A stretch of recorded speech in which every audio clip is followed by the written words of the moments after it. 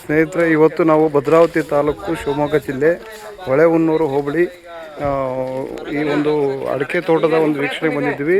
ಪ್ರಕೃತಿ ವಿಕೋಪದಿಂದ ಮಳೆ ಗಾಳಿಯಿಂದ 2 ದಿನದ ಹಿಂದೆ ಇವತ್ತು ಟೋಟಲ್ 8,000 ಹೆಕ್ಟೇರ್ ಅಡಿಕೆ ಸಂಪೂರ್ಣವಾಗಿ ನಾಶ ಆಗಿದೆ. ಸರಾಸರಿ 24,000 ಎಕರೆ ಅಡಿಕೆ ಸಂಪೂರ್ಣ ನಾಶ ಆಗಿದೆ.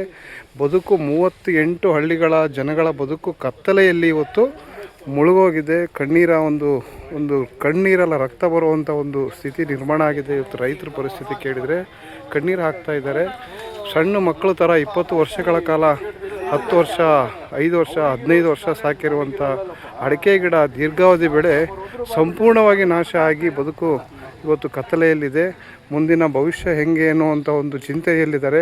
ಸಾಕಷ್ಟು ಸಾಲ ಮಾಡ್ಕೊಂಡಿರ್ತಾರೆ, ಬ್ಯಾಂಕಲ್ಲಿ ಲೋನ್ ತೊಗೊಂಡಿರ್ತಾರೆ, ಅಡಿಕೆ ಕೇಣಿಯವ್ರ ಹತ್ರ ದುಡ್ಡು ತೊಗೊಂಡಿರ್ತಾರೆ, ಅವ್ರ ಮಕ್ಕಳ ವಿದ್ಯಾಭ್ಯಾಸಕ್ಕೆ ಸಾಲ ತೊಗೊಂಡಿರ್ತಾರೆ, ತೋಟ ಕಟ್ಟಲಿಕ್ಕೆ ಸಾಲ ತೊಗೊಂಡಿರ್ತಾರೆ. ಇವತ್ತು ಒಂದೊಂದು ಗಿಡ ಮತ್ತೆ ಬೆಳೆಸಲಿಕ್ಕೆ 10 ವರ್ಷಗಳ ಟೈಮ್ ಬೇಕು. ವಾಪಸ್ 20 ವರ್ಷ ಹಿಂದಕ್ಕೆ ಹೋಗಿದ್ದು ಇವರ ಜೀವನ. ಇದನ್ನು ಊಹೆ ಮಾಡ್ಕೊಳ್ಳಿಕ್ಕೂ ಸಾಧ್ಯ ಇಲ್ಲ ಅಂಥ ಒಂದು ಪರಿಸ್ಥಿತಿ ನಿರ್ಮಾಣ ಆಗಿದೆ. ಇದಕ್ಕೆ ತಕ್ಷಣ ರಾಷ್ಟ್ರೀಯ ವಿಪತ್ತು ಅಂತೇಳಿ ಇದನ್ನು ಘೋಷಣೆ ಮಾಡಬೇಕು. ಕೇಂದ್ರ ಸರ್ಕಾರದವರು ಮತ್ತು ರಾಜ್ಯ ಸರ್ಕಾರದವರು ಜಂಟಿ ಸರ್ವೆ ಮಾಡಿಬಿಟ್ಟು ಇದನ್ನು ನ್ಯಾಯ ಕೊಡಿಸ್ತಕ್ಕಂಥ ಕೆಲಸ ರೈತರಿಗೆ ಆಗಬೇಕು. ಧೈರ್ಯ ತುಂಬತಕ್ಕಂಥ ಕೆಲಸ ಆಗಬೇಕು.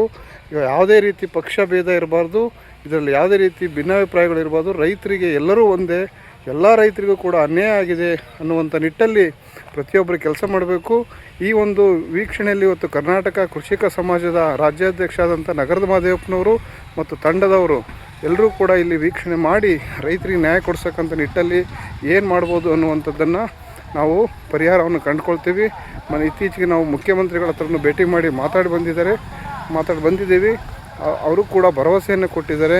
ಮತ್ತು ಸಂಸದರು ಕೂಡ ಬಂದು ಹೋಗಿದ್ದಾರೆ, ಜಿಲ್ಲಾ ಉಸ್ತುವಾರಿ ಸಚಿವರು ಬಂದಿದ್ದಾರೆ, ಎಲ್ಲ ಗಣ್ಯರು ಕೂಡ ಬಂದು ಹೋಗಿದ್ದಾರೆ. ಇದನ್ನು DC ಅವರು ಮತ್ತು ADC ಅವರು ತಾಲೂಕು ಅಧಿಕಾರಿಗಳೆಲ್ಲ ಬಂದಿದ್ದಾರೆ. ಅವರು ಕೂಡ ಈ ನ್ಯಾಯ ಕೊಡಿಸ್ತಕ್ಕಂಥ ನಿಟ್ಟಲ್ಲಿ ಪ್ರಾಮಾಣಿಕ ಪ್ರಯತ್ನ ಆಗಬೇಕು ಅನ್ನುವಂಥದ್ದು ನಮ್ಮ ಹಾರೈಕೆ, ನಮ್ಮ ಒಂದು ಕಳಕಳಿಯ ವಿನಂತಿ ಅಂತ ಕೇಳ್ಕೊಳ್ತಾ, ಈ ಒಂದು ಇದಕ್ಕೆ ಯಾವತ್ತೂ ಕೂಡ ಇಂಥ ಒಂದು ರೈತರಿಗೆ ಅನ್ಯಾಯ ಆಗಬಾರ್ದು, ಆಗಿದೆ. ಇದಕ್ಕೆ ಪರಿಹಾರ ಕೊಡುವಂಥ ನಿಟ್ಟು ಸರ್ಕಾರ ಕೆಲಸ ಮಾಡಬೇಕು. ಧನ್ಯವಾದ.